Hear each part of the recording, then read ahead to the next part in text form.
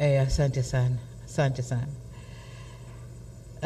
Viongozi, makamo mwenyekiti wa Chama cha Mapinduzi, Mheshimiwa Steven Wasira na katibu mkuu wa Chama cha Mapinduzi, Mheshimiwa Musa Zanzungu, spika wa bunge na viongozi wote waliotoka kwenye muhimili wa bunge, Mheshimiwa George Masaju, jaji mkuu, na wote waliotoka kwenye muhimili huu wa mahakama, Balozi Dr. Moses Kusiluka, katibu mkuu kiongozi, ambaye pia ni mkuu wa utumishi na katibu wa baraza la mawaziri, waheshimiwa mawaziri na manaibu mawaziri mliopo, makatibu wakuu, wakuu wa vyombo vya ulinzi na usalama, mkuu wa mkoa wa Dodoma ndugu yetu Rosemary Senyamule, viongozi mbalimbali wa serikali mlioko hapa, viongozi wa dini, waheshimiwa viongozi wetu wa dini, wanafamilia wa viongozi walioapishwa leo, ndugu zangu wanahabari mliopo nasi, wageni waalikwa, mabibi na mabwana, habari za mchana, kazi na utu. Ndugu zangu, kwanza ni shukrani kwa Mwenyezi Mungu tujalia leo kuweza kuweko hapa kwa kazi hii maalum tulioipanga. Tunamshukuru sana Mungu. Lakini la pili, kabla sijaendelea, ni shukuru sana sana sana wale wote waliofanya kazi nasi katika muhula wa kwanza wa awamu ya 6. Mawaziri wote waliofanya kazi nasi, tunawashukuru sana. Maendeleo tunayojidai nayo leo hapa ni mchango wao mkubwa sana, tumefanya nao mpaka tulipofika. Lakini kazi hizi ni kupishana. Kwa hiyo wamepishana, tuna timu mpya na kongwe imechanganyika ili tuende tukaendeleze mapambano ya maendeleo kwa wananchi. Ndugu zangu mawaziri na manaibu mawaziri mlio hapa leo, tuko hapa kuwashuhudia mkikubali kubeba majukumu. Tuko hapa kugawana majukumu. Mmeapa na wizara zenu mbalimbali. Hayo ndio majukumu ambayo mmekubali kubeba, na ni imani yangu kwamba mmeyabeba kwa moyo mkubwa. Mmeyabeba kwa moyo kwamba tunakwenda kutumikia watu.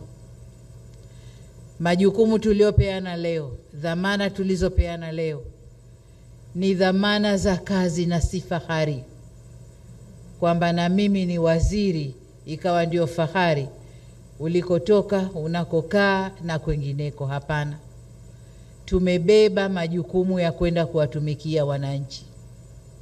Kauli mbiu yetu, kazi na utu, tunasonga mbele. Na ule utu uanze na sisi wenyewe. Sisi wenyewe viongozi, mawaziri, manaibu mawaziri, ambao tunakwenda kuwasimamia wengine, utu uanze kwetu sisi. Nadhani mkiangalia neno utu lina maana pana sana. Kwa hiyo kwa maana yoyote ile, utu uanze na sisi, halafu tuoneshe utu kwa watu wetu, kujenga utu wao, kuheshimisha utu wao, utu wa Mtanzania. Hiyo ndio kazi yetu. Sasa kwa wale watakao beba uwaziri kama fahari, nimeapa leo na mimi nimeukwaa na watanijua huko mtaani, basi tunafuatana polepole. Mnakwenda lakini tuko nyuma yenu, tuko migongoni kwenu. Miaka 5 si midogo lakini si mingi sana. Kwa hiyo mimi sio ni shida kubadilisha, na mnanijua. Na kipindi fulani mlishanisema nabadilisha sana. Nikasema ndiyo nabadilisha mpaka nipate yule ambaye atafanya kazi na mimi kwa moyo mkuu na kwa moyo mmoja. Kwa hiyo ndugu zangu mawaziri, kazi yetu hapa kuanzia leo ni kuwajibika kwa wananchi. Ni kuwajibika kwa taifa hili. Ni kuwajibika kwa nchi yetu Tanzania. Hiyo ndio kazi yetu. Bahati mbaya, mambo ambayo tumeahidi kwa wananchi au kwa taifa hili ni mengi mno. Kama nilivyosema kwenye hotuba yangu ya bunge juzi, ni mengi mno, lakini muda wa kuyatekeleza ni mchache sana. mchache mno. Kwa hiyo wale mlio hapa leo, aliye mzito akapunguze kilo kidogo, tuna kazi ya kwenda mbio. Na ni mbio hasa, sababu muda ni mchache, mambo ni mengi mno. Jengine changamoto inayotukabili ni rasilimali. Rasilimali zetu ni chache.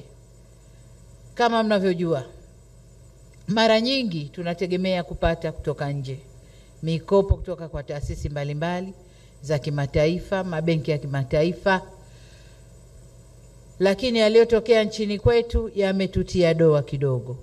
Kwa hiyo huenda yakatupunguzia sifa ya kupata hiyo mikopo kwa urahisi kama tulivyopata muhula wa kwanza wa awamu hii.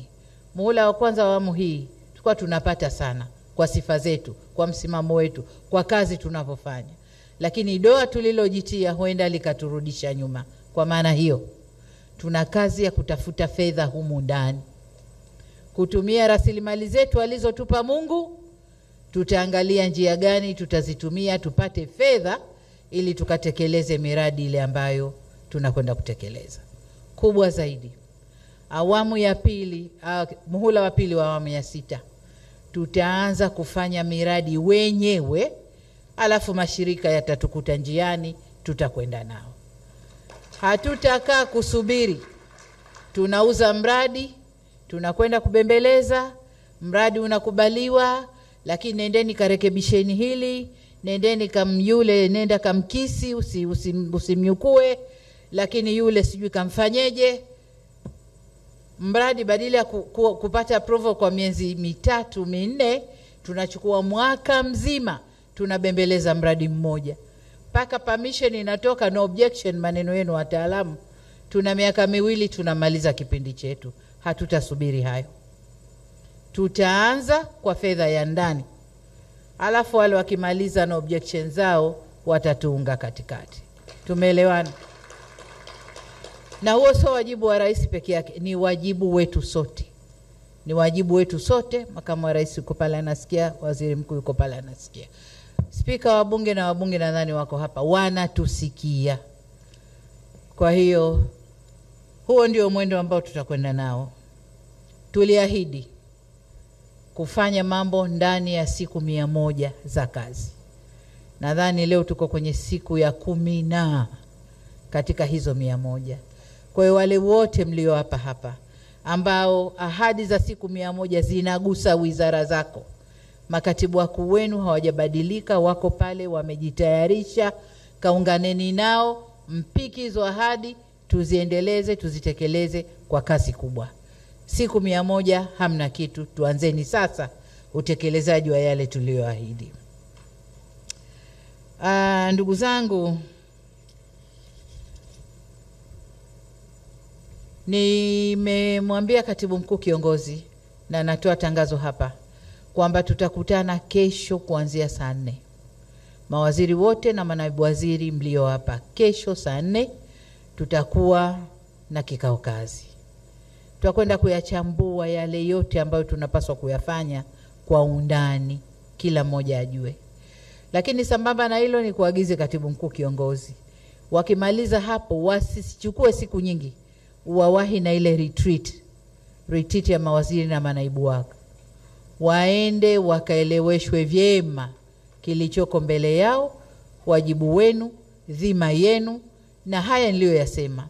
Hali ya resources ndani ya nchi, kiuchumi tukoje, lengo letu nini, tunaelekea wapi, na kila mtu ajue njia yake ya kupita ili twende tunakotaka. Sitaki tunaendelea, mchakato uko mbioni, nataka impact.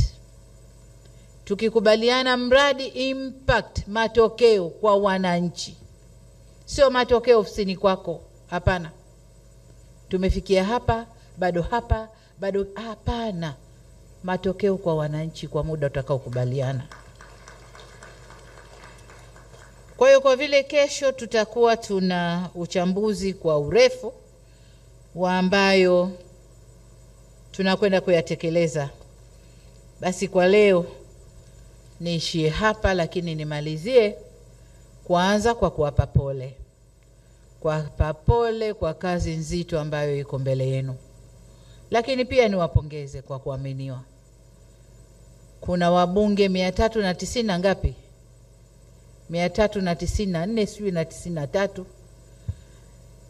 Lakini haya namba yoyote.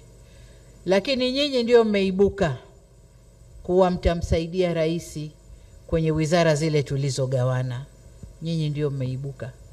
Si kwamba ni wazuri kuliko wote kule ndani ya bunge, hapana. Vigezo vilikuwa vingi sana. Kwa hiyo nyinyi mmeibuka, na kama mtakavyojiona mko mchanganyiko hapa ndani. Mchanganyiko kutokana na background za kiuchumi, background za kijamii, background za kisiasa. Mko mchanganyiko humo ndani. Kwa sababu wote ni Watanzania na wote kazi yetu ni kuhudumia wananchi. Kwa hiyo niwaombe sana, tutasema mengi kesho tukikutana kwenye retreat. Leo itoshe kusema hongereni sana, lakini mna kazi kubwa mbele yenu. Basi asanteni sana kwa kunisikiliza. FM kutoka Tabata, Dar es Salaam.